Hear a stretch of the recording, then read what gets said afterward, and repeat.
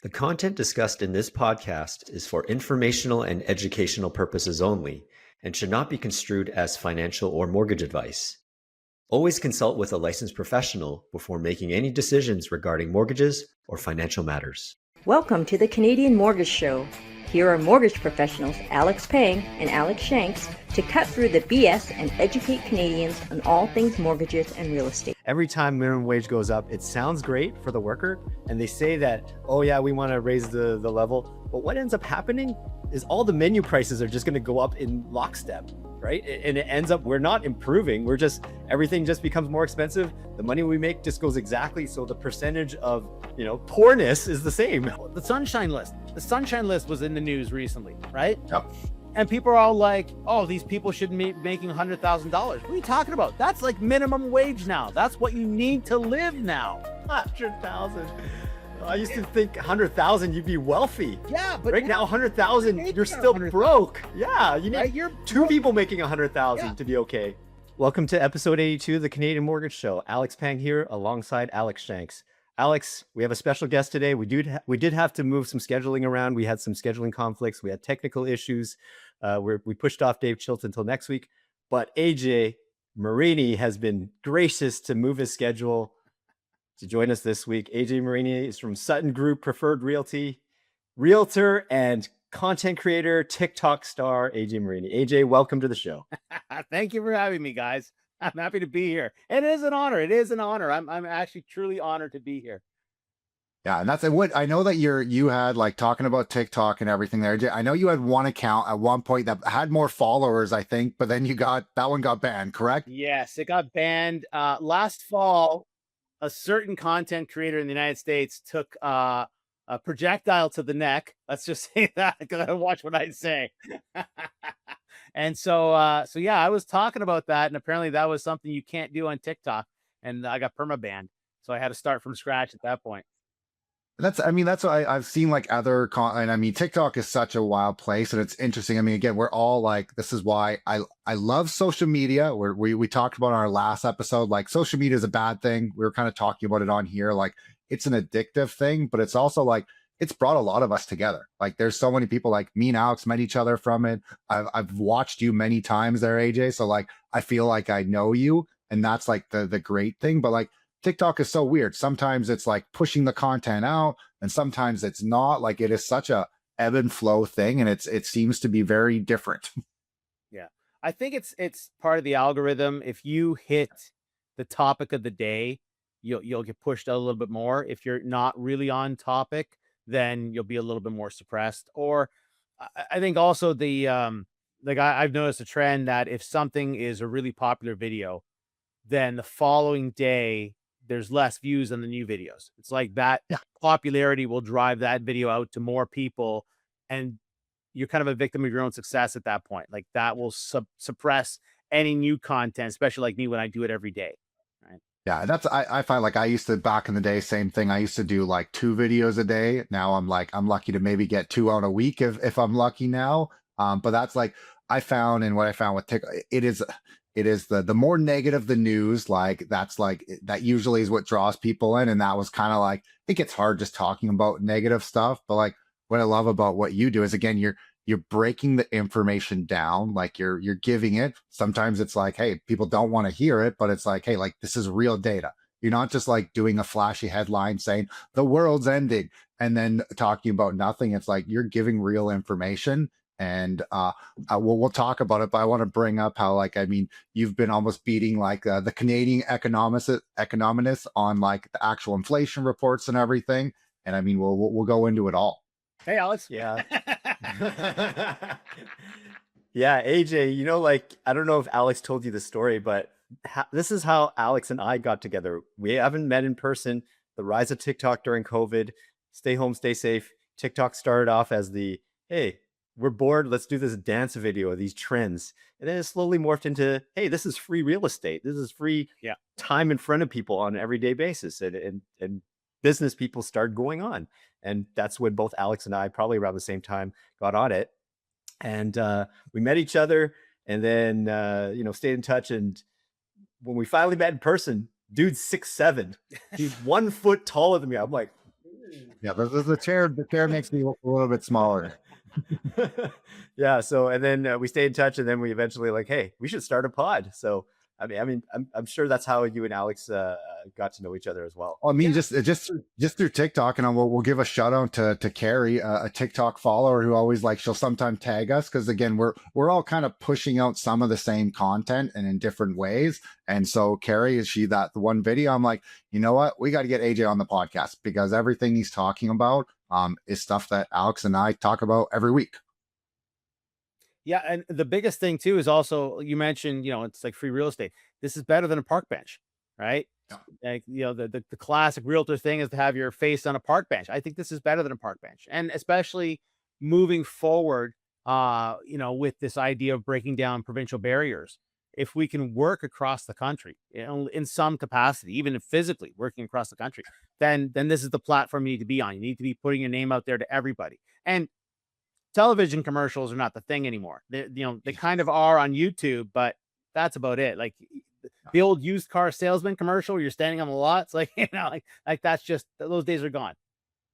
Oh, my kid doesn't even, when we were in a hotel and a commercial actually came on. He's like, get that ad off of here. They don't even call them commercials. They call them ads. They don't even really know what they are. And he's looking for the button to hit skip because their brains aren't even used to it.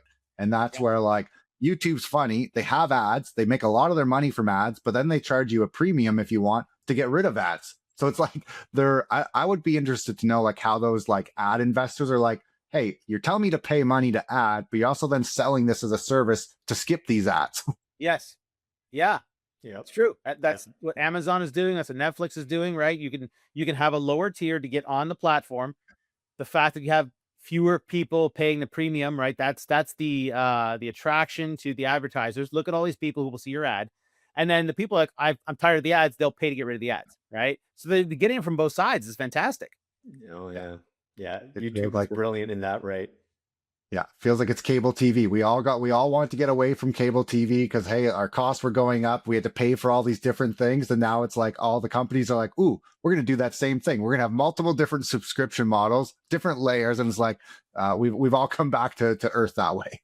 Yeah, I think there's a bit of a problem though. Like, like for a few years ago, pirate satellite, pirate cable boxes were the thing, and then with the streaming services being so inexpensive, Netflix was $10 a month or whatever. Spotify, I think it's like $25 a month now, which is about what I spent on a CD back in the day. Now it's getting back to the point where because there's so many services now, you're like, okay, I'm drowning in services. I'm going to go back to the pirate box because screw you guys. Like, especially now we're seeing this rise of, let's face it, we're seeing the wrong end of free market capitalism, right? Whereas it's excessively free. And then I brought up the example of sports a few days ago. And people were like, I wasn't sure where you're going with that. I'm like, if you look at a game where it's football, soccer, hockey, whatever it might be, there's a referee on the field to make sure everyone's playing by the rules of the game, right? Without that referee, you would have a free-for-all. And I used the example of hockey. I said, imagine if there was no rules to hockey. You just had to put the puck in the net. And people are like, I don't understand. Well, okay, I can use a shotgun. I can use a shovel. I can use a sword. There's no rules, right? And that's what true free market capitalism is. There's no rules. There's no recourse, no nothing. And we can't have that. And I think there's a lot of people who are naive thinking that, oh, who would do that? It would take an evil person to do that. Well, that's what we're dealing with. With incredibly evil people who don't think of you, right? And so we need to have, I believe in capitalism. I keep going back to Looney Tunes cartoons from the 1950s that teach you how capitalism works. But that has to have checks and balances. So on the one side, you got the capitalist, but on the other side, you got the worker, right? And that's one of the big problems that we have right now is that the workers haven't been, no one's paying attention to the worker right now. It's all, let's just make sure the profits go up. And now we're in a bad situation. Because let's just start with a question on economy here. Like, what is, we got the GDP and everything. Point one, there's been talks forever that hey, Canada's doing fine. Don't worry, we're growing and stuff. And that's just come to a skidding halt with immigration being non-existent now. No pre-sales wanting to sell. And I know you're in Ontario, you see it even worse than we do in BC. And like, what is your feeling out there on the economy? Well, okay, so that's a loaded question because there's a lot of angles from it. Let's break down the pre-sale thing. A few years ago, I brought up that we were well below the 3% target for rental vacancy rates.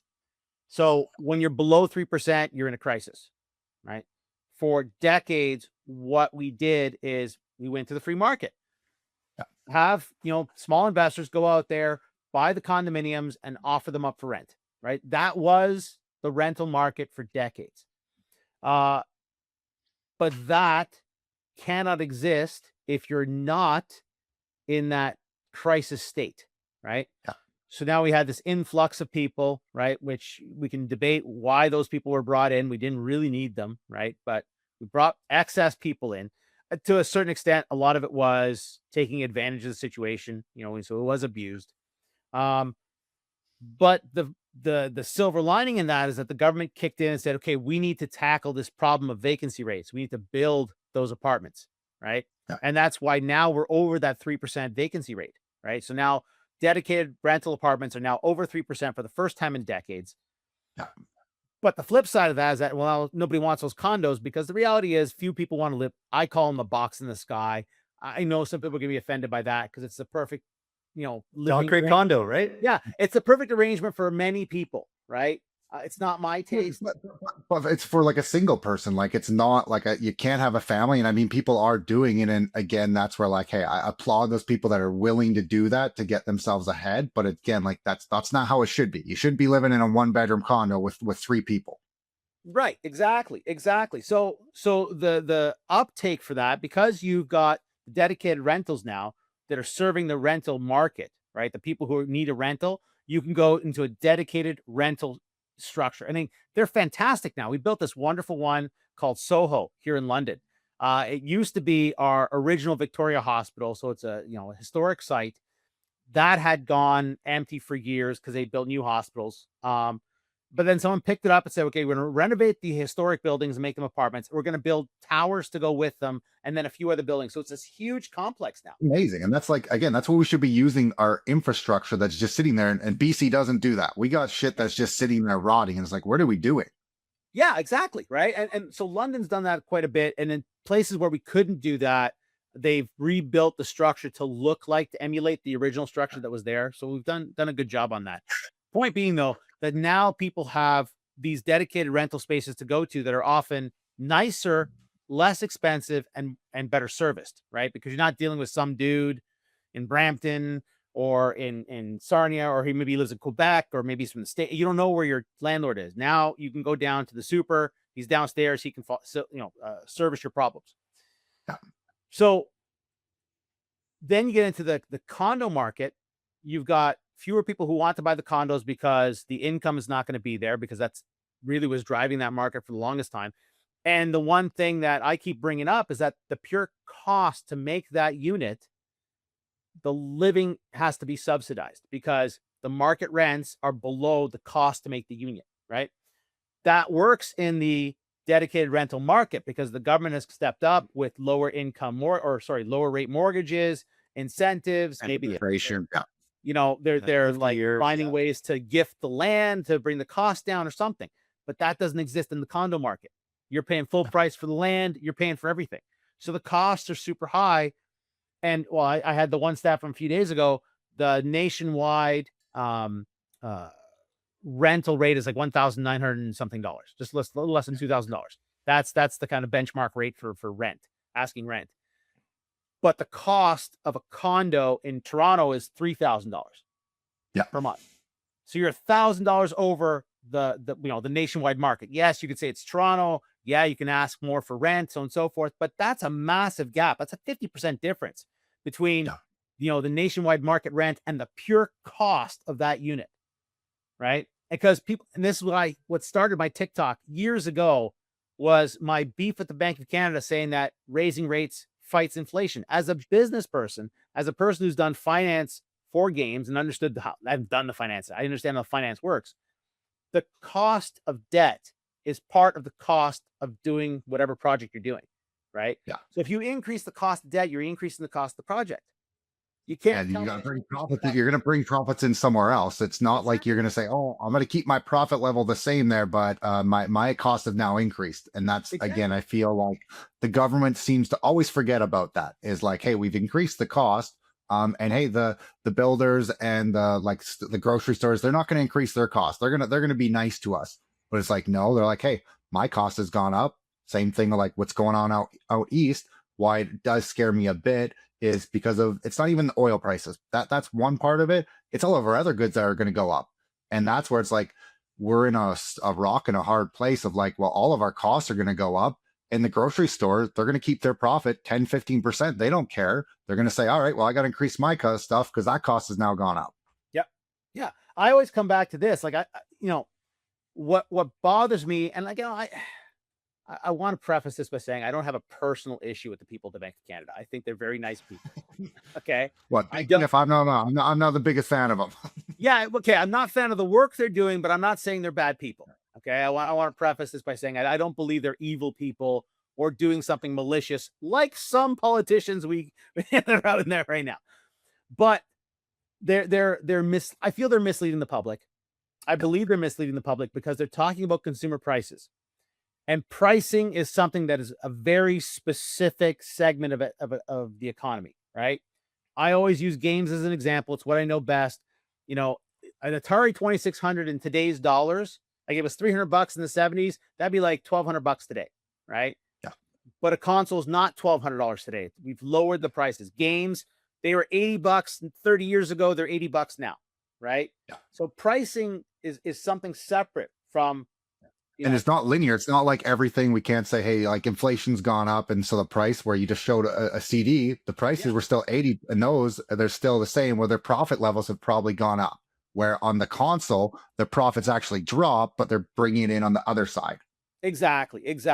Now, when they say that raising rates or decreases inflation, right? They're talking about the rate of money creation, right? That's a valid argument, right? If you increase the cost of debt, there's less debt being created. So the creation of money goes down, right? Or the rate of creation of money goes down. But that's not consumer prices. Those are two completely separate things. And tracking the creation of money or the value of money through consumer prices, it's a fool's errand, right? Because running shoes, you know, they cost $20, but people are willing to spend $200 for them, right? And if they charge another $10 for it, people probably still pay it. Every market for every product is different, and they're not moving because of the value of money. It's a different dynamic altogether. So people are worried about their dollars can't purchase food, you know, can't pay for rent, can't pay for the mortgage that they made more expensive, right? Let's not forget, we had a momentary shock because of oil prices, and we're going to see it again next month. And so they're like, oh, well, costs have gone up. Let's increase the rates. Okay, now you just increase the costs for everybody on a monthly basis, because that makes rent go up, because we're talking about condos. Those condos are owned on a mortgage, usually a variable rate. So now the rent has to go up to cover that cost. Your mortgage cost is going up. Like everything is more expensive. And that's why it And slows that's down like the economy.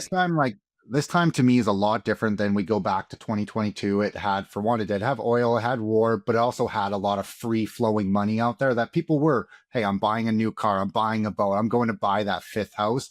There was more money going out, where right now people are just trying to survive. Like they're just trying to live. And the Bank of Canada say, hey, you know what? Inflation's going up. I'm going to have to increase rates. They have no control over that.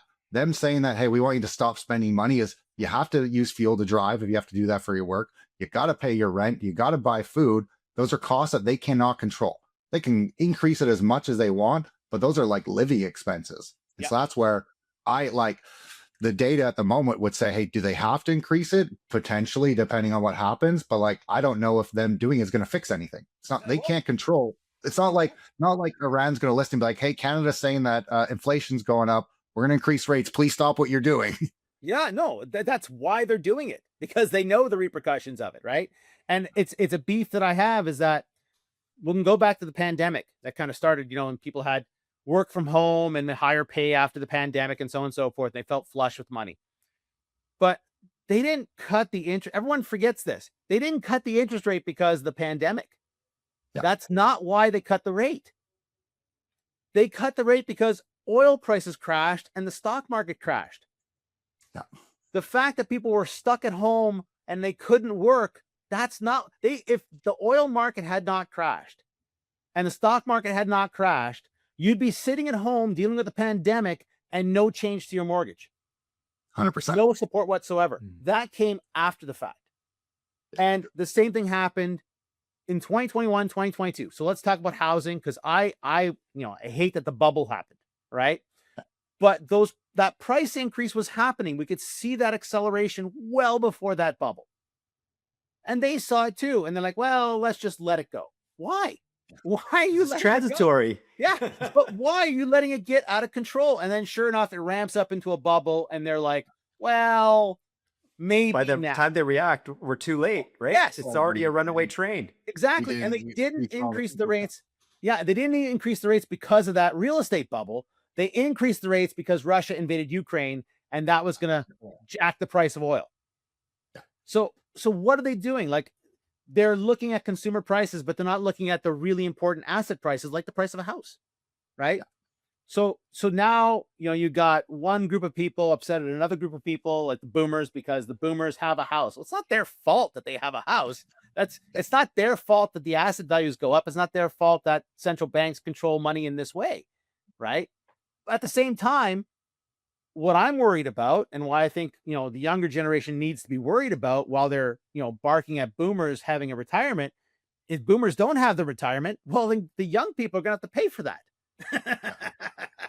Right? Like, they're going to pay for it one way or the other. Either they're going to pay for it with expensive housing, or the housing is going to crash down to, like, I don't know, like it is in Europe in some places where they don't even bother constructing anymore because there's more than enough to go around. And or Japan, where they've got like homes for zero, right? Yeah. In Europe, they got homes for, the homes for zero in Europe are really shitty, but the ones in Japan are not too bad. And so, okay, well, then what's going to happen to those people who are, going to sell that and then live in an apartment?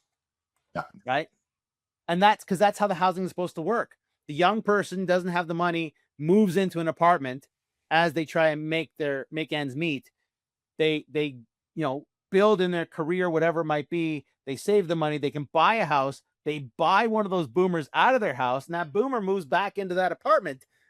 Right? Now they've just been living in the apartments because they can. That's where, like, I believe now, like back in the day, yes, get into a condo, get into a townhouse to step. Like, I'm now sitting more with people being like, hey, you're trying to buy at 650. Let's just wait till you can buy that house with a suite, save for 2 more years. Don't buy that townhouse because it's going to cost you more money. And that's where, like, it's not even a starting point now. Yeah. I mean, I had a conversation with a fellow the other day. He calls me and he says, that they have a condo they want to move, right? They bought it at the peak. So they're worried about the value of it as they're selling it. And they're looking at detached homes versus a townhouse. And I go, well, the one thing you got to remember is that the townhouse also has a fee. So if you pay $500,000 a month, $500 more a month for your mortgage because you bought a house that was more expensive, well, but you're paying $500 for a fee. Well, what's the difference? You're spending the same amount of money every month. You're not saving anything, right? Yeah. And not knocking on a townhouse, just that's something that a lot of people don't consider. They look at the price and they forget that, some of these have a fee. So tag that fee onto the price, right? Because all these types of housing are for your lifestyle, right? Some people want to live by the beach. I like my house, right? I want to be detached. I don't want to be in a big house. That's why I'm in a little house, right? Some people like the apartments. They love apartment living. Some people love townhouse living. Like, what? Great. That's all fantastic. People shouldn't be forced into those types of living situations because of the mistakes made over the last 50 years. Yeah. When my wife and I first bought in our area in Surrey, it was the choice between a smaller house with no basement suite or a larger house with 2 basement suites, which at the time was 150 grand more. Yeah. And my first thought was, let's get the smaller house because it's cheaper. But maybe even I was in the industry pretty new at the time. But then my wife, of course she's smarter. And she's like, you know what? I think we should spring for the house that's 150 because the rental income we're getting would more than offset.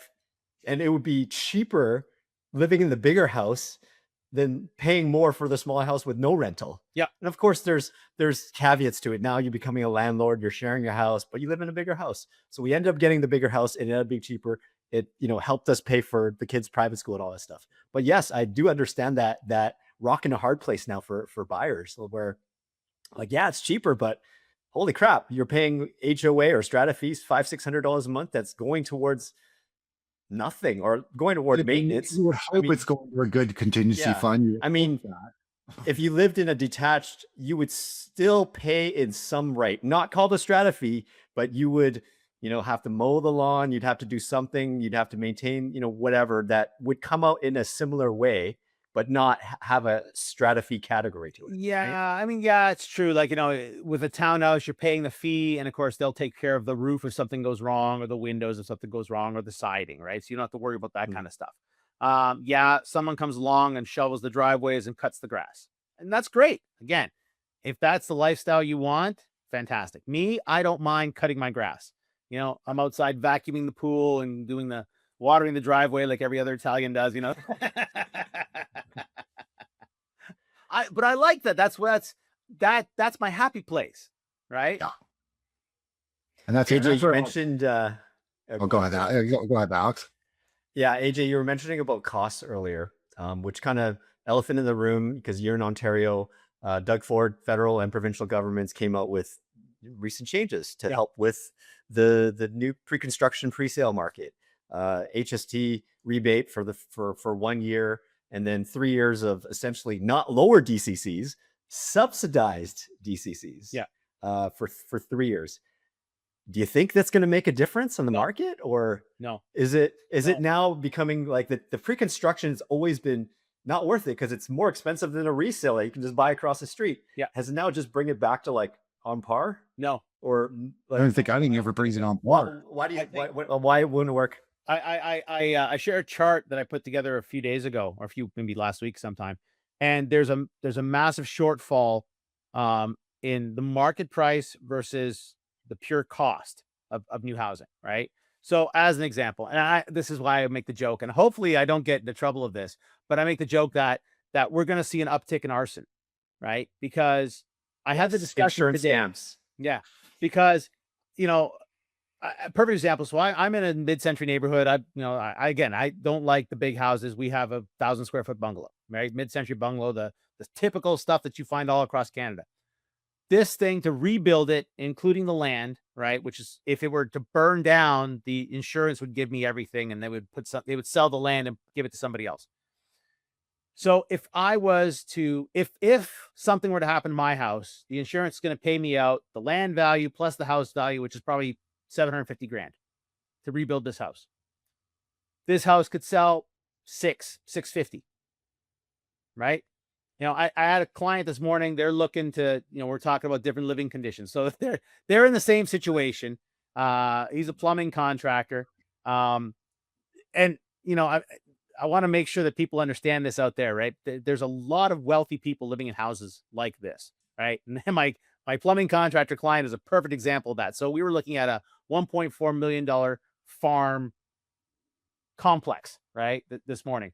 So the beautiful farmhouse has the barn, beautiful garage, a couple other extra outbuildings. It's 7 acres. He wants to put his mother there and her parents there as well. So he wants to build a couple modular homes on the land.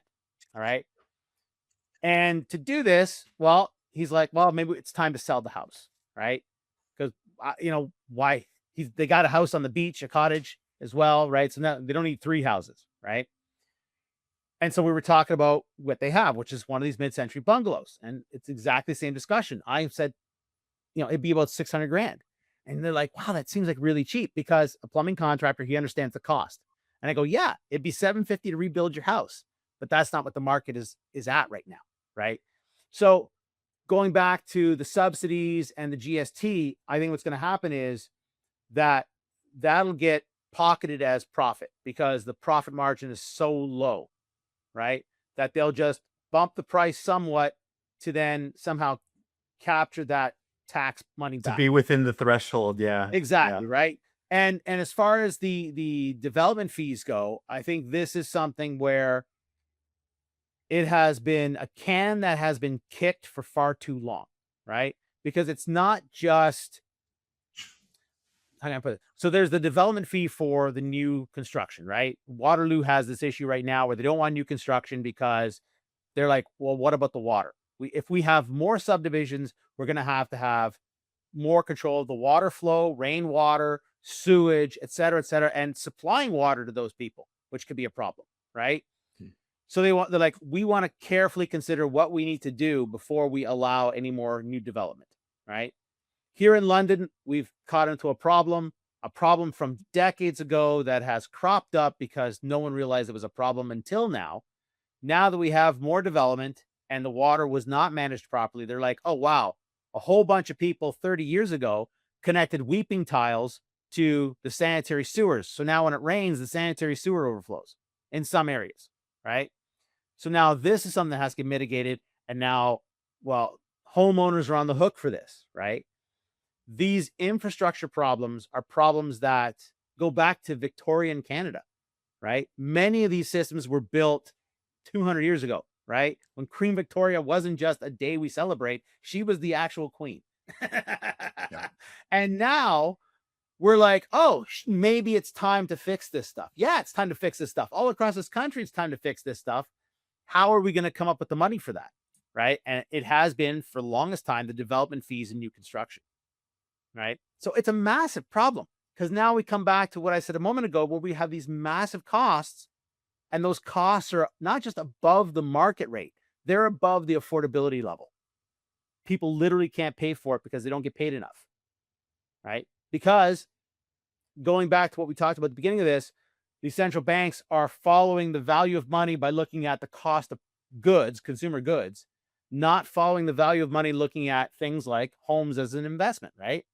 And people get upset when they say, well, homes shouldn't be an investment. Well, for the most part, they're not. Concrete's not an investment. 2x4s aren't an investment. My carpet's not an investment, right? Land. The land, and what are you going to do about that, right? I've always had this discussion. At that point, if we're going to talk about the land, well, every creature on the planet fights for land. Bears fight for From the beginning of time. Yeah. Wars have happened over it. Yeah. Exactly. Like bears fight over land, lions fight over land, ants fight over land. Like that's how we determine who gets to live somewhere, right? So saying it shouldn't be this way. Okay, well, people should. What's the alternative? Either. Like, sorry. Yeah. Supply and demand. Yeah, it's beyond supply and demand. It's just the way we are as creatures. That's just the way it is.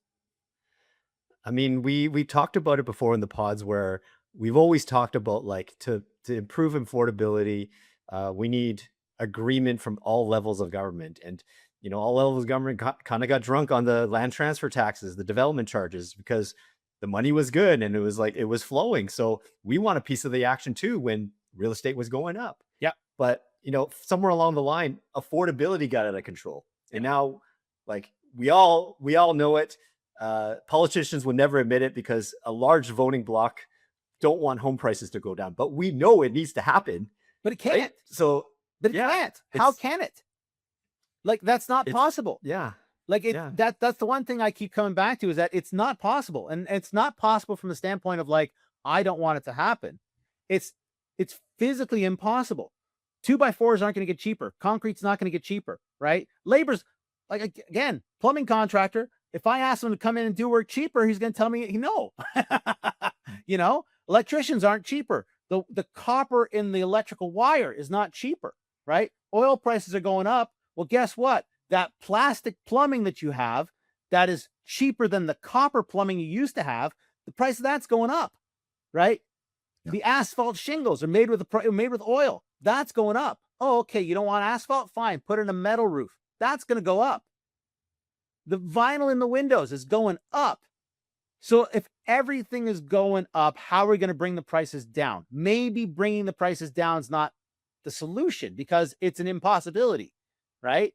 So, like, I always make fun of the travel tours component it drives me insane when that comes up in the CPI. Well, travel tours went down. I don't give a shit about the travel tour. I don't care. The travel cheese is 10 times more expensive than it used to be. I don't care about the travel tour. Yeah. Food inflation, 7%. Like, oh my gosh, right? Everything. I can't even have steak anymore because it's way too expensive to go to the keg or whatever. I Right? walked out of the grocery store. I went specifically to buy a steak because that's what I wanted. And I walked out of the grocery store in disgust. Like, I could have bought it, yes, but it's still too difficult to come up with the money. Like, I'm still struggling trying to pitch this and pitch that and, doing real estate at the same time and talking to clients. It's difficult to bring the money in. We've got another company where we're doing cabinetry, and that's a construction-based business, and there's money difficulties there. So, and every businessman who's had to come up from nowhere to somewhere understands the value of money. And so when it's like $50 for a steak, and I'm like, and I got to cook it myself? I don't think so. I'll eat the chicken. I don't care. Right. And Chicken, that kills me. whatever. Yeah. Yeah. And that's what kills me is that they're looking at the things, the consumer prices that don't really matter and saying, well, yes, housing went up and food went up. And I always like to remind everybody that if you had a slave, you'd have to house them and feed them. Housing went up and food went up. We're not going to pay you the same rate as housing and food inflation because, well, running shoes didn't go up and sweatpants didn't go up and travel tours went down. I'm sorry. That doesn't jive. It makes no sense. Right? We have to be able, if we're going to be living out here like the regular common people, all right? And I know we're not all completely equal, but let's say if we're going to measure ourselves against the billionaires of the world, we're far more equal than we are to them. Yeah. Then it always comes back to that you have to feed the slaves and you have to house the slaves. If you can't feed and house the slaves, that's a massive problem. Then you can't afford. There will be an uprising. There will be an No, it doesn't. uprising. That's what's happened It throughout doesn't history. work anymore. Yeah, people won't work. And so what is you're talking about? You're talking about like obviously prices can't come down. Like what in your head? What is like if someone gave you Alex, you get to control what Canada's going to do for the next 5 years. Like what would be some of your thoughts? Like what is some of the stuff that you've ran by? The hard thing for me is I can't even think of something. AJ, sorry. Sorry. I was like, me? So let me backtrack a little bit. I kind of get this from the game industry, right? Games have an economy. You also have to understand how game sales work and how projects, at my level, how projects are funded and so on and so forth. So that's where my background comes from. That's why this world is not totally foreign to me. But to me, it seems like if this were a game, I've looked at it. It's like, why do we have a single minimum wage, right? We shouldn't have a single minimum wage. We should have tiered minimum wages. If you're a 3-man crew of landscapers building fences, all right, or like, a buddy of mine, he has a pool service, all right, minimum wage for those guys is different, right? Because you're the companies that are going to hire those students who are currently out of work, right? I swung a hammer when I was a teenager. I was in landscaping, right? It was a great job for the summertime, right? Building decks, do whatever. It was good. It was a good job. That minimum wage should be different than the minimum wage that a McDonald's pays or Totally. a Tim Hortons pays or a Walmart pays, right? I understand they have margin issues too. But you know what? If Walmart has to pick up and leave, fantastic. That's the best thing for our economy because then 3 other stores like Walmart will pop up to employ more people. And that money will stay in the community more so than the Walmart, right? Your money goes to Walmart and it goes off to pay for another yacht, right? Yep. Of which they have multiples, right? But they should be paying a higher minimum wage, right? They shouldn't be there going, well, we can't afford bullshit. You can't afford it. You could totally afford it. You can drop your margin down to a 0.5 percentage point and still make billions of dollars, right? Because that's how their business works. And if you can't, well, whatever, you're good to go, right? Go somewhere where you can make that work. So I see it happening. We've been eroding labor power for decades. That's going to come back. People will unite and say, no, I refuse to do this, right? You'll see the block. It'll get like it was in the 70s where people are forcefully 70s, 50s, 60s. Labor uprising has happened again and again and again, decade after decade when expenses are too high, and it gets violent first because it's done through force. If we want to avoid that, we got to cut it off. We got to say, listen, people need to have money in their pocket. We need to stop trying to mess with them saying, well, sports shoes aren't that expensive now. They haven't grown in price, so you're okay. No. Housing Yeah, is I see quadrupled. homeless people. What's that? Let's say my housing's quadrupled though, like saying like, oh, the shoes haven't gone up, but everything else has. Exactly. People, they're using all of their money to pay for rent and food. Like, okay, well, if you're using all your money to pay for rent and food, how are you going to go, as an example, how are you going to go to Winners and buy discount clothing? You can't, right? And why does Winners exist? Because people are looking for lower prices because they don't have the money. Why does Walmart exist? Because people are looking for lower prices because they don't have the money, right? Costco is a perfect anti-example of that. People are going to Costco to save money, right? Yeah. But Costco is paying their people at least. So Yeah. I don't feel so bad, right? I'm not going there and I'm not buying products cheaper because Costco is exploiting people, right? And that's why we have this discussion in this house. I always prefer Costco over Walmart. I won't even step into Walmart. I literally do not step into Walmart unless it's like I have been instructed and it's a life or death situation. You must go to Walmart. I'll go to But Costco would all day you? long. Yeah, so you'll go to Costco, but let's say like we have like Thrifties and Quality Foods, these other grocery stores, but like the difference is like in some cases $10, like a price tag, and that's where we use Walmart, and it's a money thing. Like I'm going there because hey, I could buy the same thing at the other store, but it's owned by the same company probably, and I'd have to spend $10 more on that one item, and that's where Yeah. obviously money talks for Canadians that way, and that's where I mean, we have Ogalacablies, like we always talk about this. We have 3 grocery stores that own everything, and it's Yeah. like, hey, they keep making the profits every year. They're going up and up and up, and it's like, you know what? Maybe for a few years, maybe you guys just stay stagnant. Maybe you don't actually make these crazy profits for a little bit.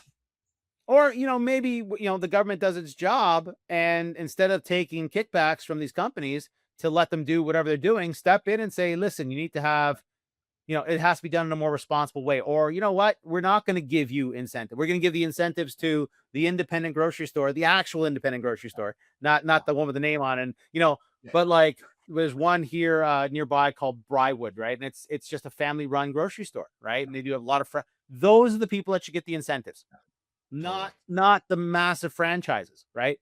And we always talk about the kickback for the refrigerators that Loblaws got or whatever it was, but that is a valid complaint. Why are these big companies getting these incentives when the little guys are not? It going back to 2008, why did these big corporations get bailed out when their loans went bust, when their gambling went broke, but all the people lost their houses? That doesn't make any sense, right? And that's why I joke the guillotine should come back, right? Like the guillotine should come back because there has to be at the highest level a responsibility to say we're here to make sure this country runs correctly, right? And I think for too long it's been neglected. One thing you were talking about minimum wage out here in BC, our minimum wage is going up in June. And I came from hospitality, and then every time minimum wage goes up, it sounds great for the worker. And they say that, oh yeah, we want to raise the level. But what ends up happening is all the menu prices are just going to go up in lockstep, right? And it ends up, we're not improving. Everything just becomes more expensive. The money we make just goes exactly. So the percentage of poorness is the same, or it doesn't feel like you're getting ahead. Because what you're looking at there is, how I'm saying, they're using that as an excuse to raise the prices. And because we're at the bottom, right? The bottom of the bandwidth for margin and so on and so forth, then, well, something has to give. We're not at the upper end where there's a huge margin that things can move around. I love to point this out. Like right now, well, now they're not building, right? So because the margins are too low. Last year, the margins here for a house was about 7%. Okay. If you look back in the 1950s and 60s, the margin was 50%. Okay. So hang on a second here. 50% margin back then, 7% margin now. Why did the price come down that much? Right. So, the menu item goes up a little bit. Still, the percentage cost of the menu item because of labor is marginal, right? What you should be worried about is putting like the sunshine list. The sunshine list was in the news recently, right? Yep. And people are all like, oh, these people shouldn't be making $100,000. What are you talking about? That's like minimum wage now. That's what you need to live now. 100,000. I used to think 100,000 you'd be wealthy. Yeah, but Right now, you're 100,000 making you're still 100,000, broke. Yeah, you need right? You're two people making 100,000 Yeah. to be okay. Yeah, like if you're making 60,000, you're barely making it, right? Yeah. So 100,000 is like, I'm okay. I'm not gonna be like homeless. But there's this, and this is why I don't like conservative politics, because that kind of stuff gets put out there of like everybody else should get paid less. Well, hang on a second. You who are supporting that, you're everybody else to me, right? Yeah. Everybody is somebody to somebody else, right? So if you say that person over there should get paid less, well, that's going to come back around and you're the one going to get paid less, right? Yeah. So no one should ever be pushing for somebody else to get paid less unless it's someone who's got like 5 yachts. Hey, maybe you got too much. Yeah, I think they can lose a yacht and be okay. Exactly. You can lose a yacht and be okay. AJ, I wanted to circle back. We were talking about development charges before this whole thing about Ontario and then the feds parting together. Mississauga and Vaughan has decided to pull the Walmart Costco approach. Instead of making 100% on less action, they're going to do the Walmart Costco effect and lower margins and then have more volume. Yeah. Have you noticed, like, it's closer to your neck of the woods? Has it made a difference in that rate for those two municipalities? No, because it's a red herring, right? It's this constant. I just had a comment on my TikTok that was, again, it's a red herring that somehow there's this massive profit that's being made in housing, right? And there's so many places where you can cut back. It doesn't exist, right? So yeah, so maybe they can cut a margin back a little bit, and maybe next year, they build less sewer, whatever it might be, or they don't update. Like, it's going to come from somewhere, right? Yeah, they're going to raise property taxes or whatever, right? Well, or worse yet, like just something's going to become dilapidated, right? I sold a home, I think it was last year, in one of the towns on the outskirts of the city, right? And they have an issue where there's the new development and they put in new services for that new development, and they're okay. But the older part of the city is under the Victorian era sewage and water and so on and so forth. And they're like, they have massive problems they have to fix. And they're like, we don't know where the money's going to come from because we're charging development fees. Those fees cover the cost of the new construction. And we can't really increase the charge of property tax because that's all done by MPAC. And like, where's the money going to come from? This stuff is 200 years old. It has to be fixed. Right? So lowering the development costs, I mean, that's fine, but that's going to come from somewhere. Like, we have to accept that we have there's no free lunch. Yeah, I get it. I mean, like, same thing in the cities and stuff. Like, some of the amount of salaries that people are getting paid there, and like for what work is actually needed. And again, in BC, well, how long does a permit take? And it's like, hey, we've doubled the amount of people and increased their wages, but why have permit actual getting released been increased? Like, I know, like in my town, we spent, I think it was like 15 million on like a big new thing for them, having nice new offices. They hired more people. It went down 50% in speed. It's like, well, how the hell does that work? Yeah. I mean, it's never a perfect system, but I mean, like, I always hope out here that, when it comes to the GTA, they start thinking more about the rest of Ontario. Like, everyone's along the 401, right? That connects Quebec to Detroit, right? Everyone's on that corridor. So why are we constantly focusing? I understand Toronto is the biggest city in the country, but why are we focusing everything there, right?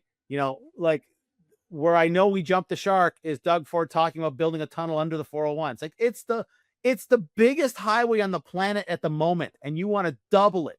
How about we just don't build in Toronto anymore? How about we just, build outwards? There's other cities along that highway, from Kingston out to, Chatham or whatever, or London is a perfect example. Like, there, we have the land, we have the space, we have the infrastructure. Why not build out here? Why not build out there? Why are we want to tunnel under the 401? That doesn't make any sense, right? And it's this mindset of like, it's so myopic. It's like, this is the center of the world. And that's been a complaint out in Ontario for decades, that Toronto is the center of the world, right? So even you in Ontario hate Toronto. Oh, I mean, the rest of the country hates Toronto. I've lived in the shadow of Toronto my entire life, right? So I used to live in Niagara. I could literally see it across the lake. And then as I grew into an adult, right, I had my places to go. Toronto's a place I've never gone.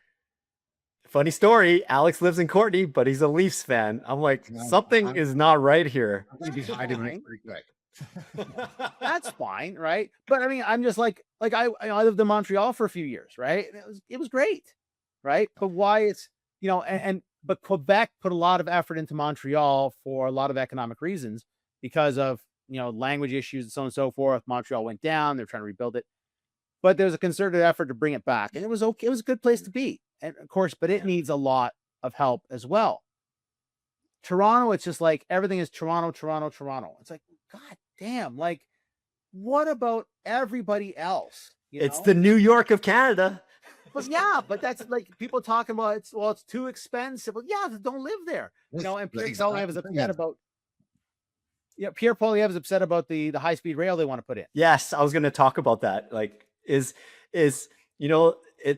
makes sense in like highly dense countries like Japan, Europe, but Canada, how we're not as populated, so it's not worth it. Oh, but we right? are. Like, we are I here. would like to know ages. I believe like that's what we need to do. That's the only, if we want to be able to build outskirts to make stuff cheaper, we need high-speed rail. Like that's the only way we can do this. True. Yeah, I think that, again, it's a misunderstanding of the numbers, right? Like Ontario is a big space, right? Yeah. Absolutely. And we have, not a big population for all the space that we have. Problem is that we're all in Southern Ontario between Detroit and the Quebec border. That's where we all are. And so, and Toronto is very heavily populated. The GTA is very heavily populated, and the prices there aren't going to go down because there's just too much demand for the land. The cost is just too high. It is the center of Canada. So that high-speed rail will help to push people outside the city, right? Yep. I'm a big proponent of work from home. When we had the pandemic and people were forced to work from home, what was the first thing we saw? Housing prices, housing costs, property costs in Toronto went down because there was less demand. It's a decentralization of downtowns, and everyone went out to the suburbs and like, oh, hey, I want to get away from this dock rate condo in the sky. I need more space. I need a second bedroom for my Zoom meetings. Yep. And then everyone went out to the suburbs. And that's when the suburbs went up 20-30% in prices. Yeah. Remember that? Well, because again, it was happening too fast, right? And it's like water through a sieve, right? The fewer holes, it's going to hold the water longer. But eventually the water is going to run out, right? And that's kind of where we are right now. It's like, yeah, we had a big spike of population growth, but that's not there anymore. So chasing down this myth of we have a supply issue, it's masking the problem, right? If supply was the issue, then please tell me why I can buy a house below the cost of the house. That doesn't make any sense. Right. That's the right supply is the issue at the right price, right? It's the missing middle. Again, now we're building dedicated rentals. That's been a problem for decades and it's been ignored across the country, right? In the places where it wasn't ignored, but they had like a 4%, like in Alberta, they had a 4% vacancy rate. So they didn't have such a problem with their housing, right? Now, some people moved out there for the pandemic, again, the work from home kind of thing. They saw a little bit of pressure, but still not the same that we saw in other parts of the country, like here in Ontario. That whole idea of, okay, let's just leave it to people and let it be in crisis for a while because we don't want to deal with it, or we don't want to use government money for this, or whatever it might be. Now that led to a massive problem. And even the government subsidies that exists, that's being paid out because people don't have the money to pay for the cost of the housing. Right? Like that's a massive problem. Go back to Henry Ford, right? Henry Ford famously started paying his workers more so they could buy his car, right? Yeah. That's the problem. It's a microcosm of the problem right there. You've got to pay the people so they can afford the stuff, right? That's the other side of the capitalism. It's how it works. You got the capitalist, but the capitalist has to pay the customer because one person's client is another person's worker, right? So if I pay you, okay, well, you're going to take your money and you're going to go over to, Bob's shop over there and spend your money over there. Now, Bob can pay his workers. Now, his workers are going to come back around to Jim's over here. Now, Jim can pay his workers. Now, it goes around and around and around. If we don't pay people, there needs to be a balance. Yeah. Where I'm going to change it here a little bit from real estate to go into AI. And this is where I like to hear your side, AJ, with like the gaming background and more of the tech stuff that way is like, we're going to reduce the workforces. We know that that's already happening. All the companies laying off, but I just don't understand what the plans are. Because again, like you just said, hey, I need to pay you more so you can buy my product, so that this person buys this product. If AI replaces us all and we have no work, well, these companies aren't going to have anyone even to buy anything from them. Like I don't understand the grand scheme of plans of like, let's get rid of all the workers, make our costs really cheap, but then you're going to have no profits because no one's going to buy your stuff. Yeah.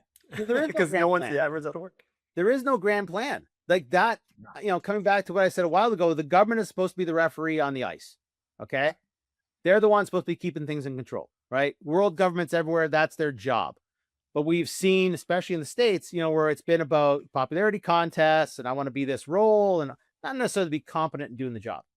So, I always get upset when people say, well, who's they? Well, they are doing this. Who's they? Every corporation is doing what they need to do for their own corporation, right? Yeah. Corporation A wants to reduce workforce because that's going to increase profits. And wow, look, I can do this instead of working with these people. Company B does the same thing. Company C does the same thing. They're not looking at what the repercussions are when all these companies do it. They're just caring about themselves. It's really wild. They just look at what's right in front of them. They got their blinders on. That's what They're they're just the responsible bottom for, line. right? Yeah. Every CEO is responsible. Like Jeff Bezos is responsible for Amazon. He's not responsible for Apple. Yeah. Right? What Apple Like there's got to be someone sitting in one of those boardrooms and they're probably just like, holy, do I tell him? Do I tell him? No, I don't want to lose my job. Like I don't understand. Again, like the way to reduce cost is, hey, if you can reduce their expenses, then hey, maybe they can bring their prices down. But again, like they're not looking at the future at all. And I like AI. I know we're all using it. It has its places. It's not going to take everything over. Like it is good in some areas, but you can see on social media now, people are done with the AI. Like they're already sick of it. They don't want to see the videos. They don't want to see the curated like content. They want like real life, which is why doing like social media as a business owner is probably one of the most important things to do, and not use AI. I've seen people like record themselves and start making AI videos, and I'm like, damn, you're done. Like your business is over now. Yeah. Yeah. Well, this happened when the internet came in as well. There was sort of this novelty about it, right? And then, like America Online, remember that? It's like I AOL. America Online first, and that was my portal. That's the United States. They didn't know about, I could type in other addresses up there. I had no idea. Like people in the United States had America Online as their first page, and that was their gateway to the internet, right? So there was this novelty when the internet started, and then it became the tool that we have now, right? Those early movers, that benefited from the novelty. Yahoo is a perfect example. They were a massive company, and then they went into shit, right?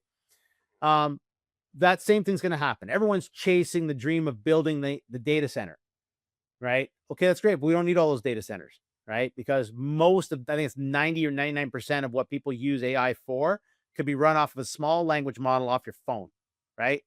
That's the case. I mean, Gemini I got Gemini in the car now today.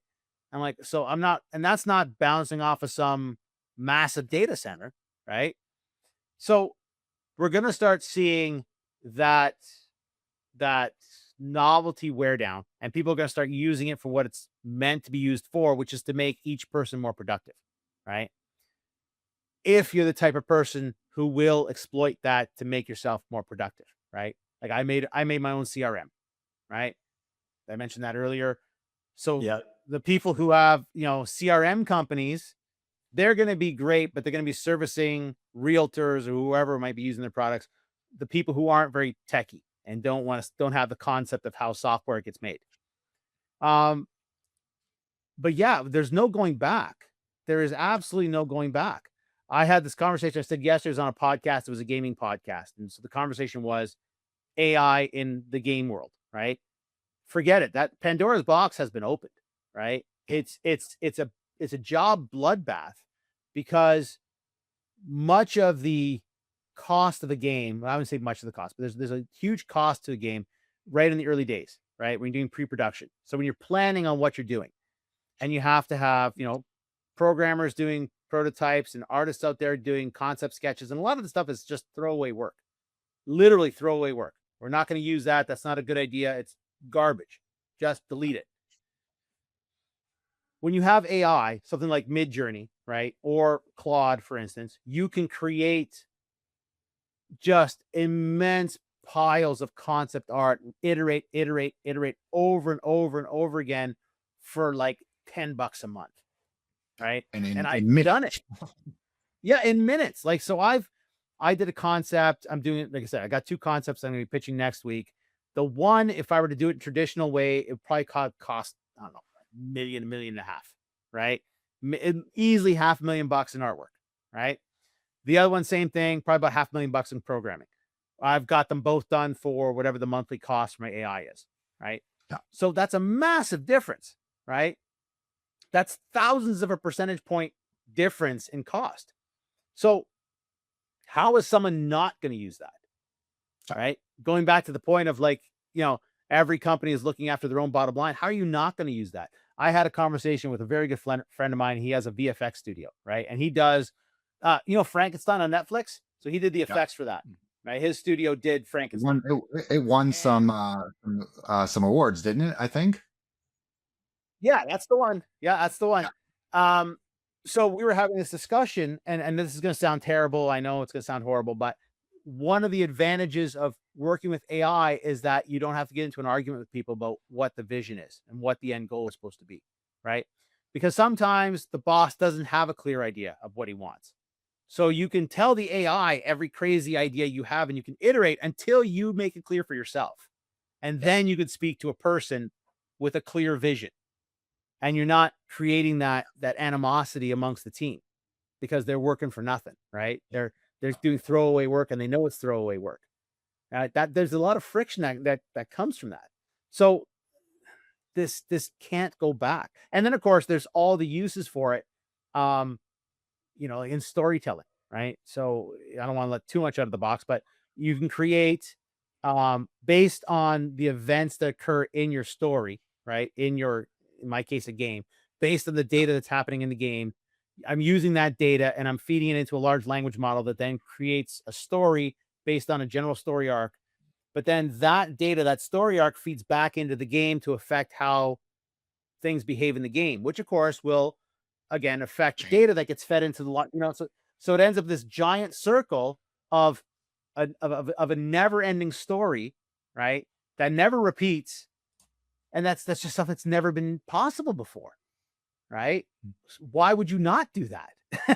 And it's like, how are we going to avoid this? This is a new form of storytelling, right? Where we used to have a beginning and an end.